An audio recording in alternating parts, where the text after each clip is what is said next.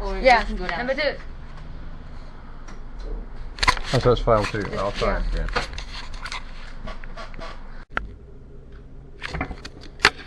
Ladies and gentlemen, honourable judges and fellow contestants, my speech today might seem a little strange. I am different from the other speakers because I am not here to talk about my great achievements or masterpieces. I am here to talk about my failure. That is right, failure.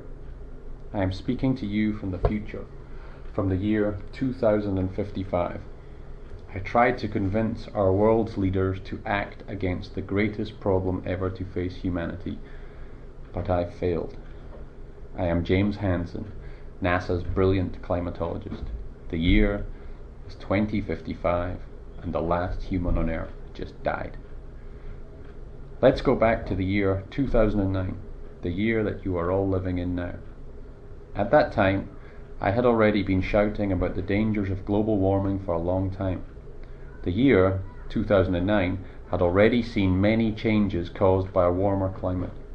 Polar caps were melting, drought was causing death and conflict in Africa, and there were heat waves in Europe. We all saw the devastating effects of hurricanes and typhoons, and still we took no action. I had, alongside many of the other world's top scientists, warned of tipping points and levels of carbon dioxide in our atmosphere that we would never recover from. The world's top politicians talked big, but delivered little. So, what was it about us humans that made us think we could go on living the way we were? That's a good question. Many people that I talked to said things like, "There is nothing I can do," or "It isn't that bad," or even, "It isn't happening." The thing that is so sad about what happened to humanity is that it could have been prevented. All the world's best climate scientists were telling us that it was going to happen.